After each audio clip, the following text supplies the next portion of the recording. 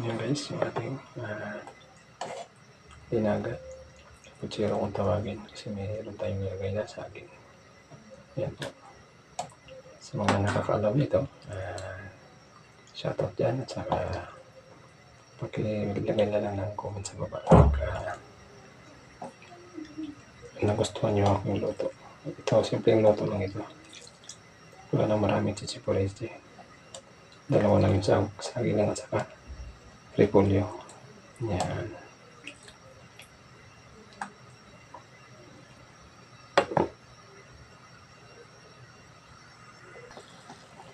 So ito na mga guys, yung ating ginagawa. Kumulo na po. So tikman natin kung ano na kanyang lasa.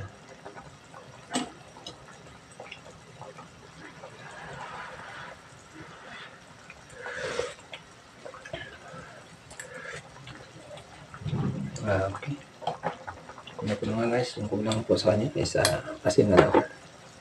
Kunting asin. Then okay na. Ito po. Yan.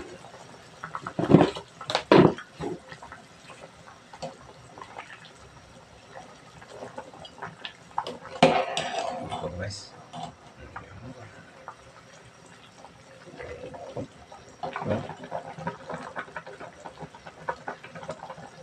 Nice.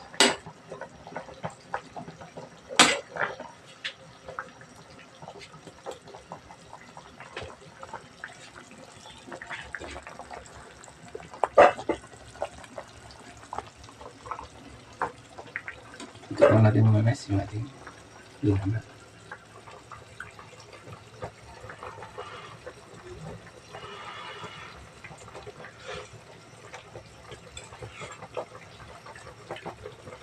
Okay na po siya.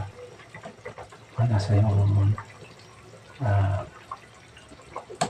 sabaw dahil mayroon siyang saging. Yung saging kasi para siyang kunting asim na manamis-namis. Yan po.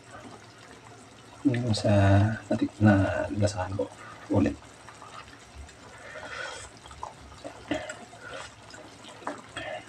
Okay na po. So guys, good morning. Yan na po yung ating menu ngayon umaga. Yan po guys.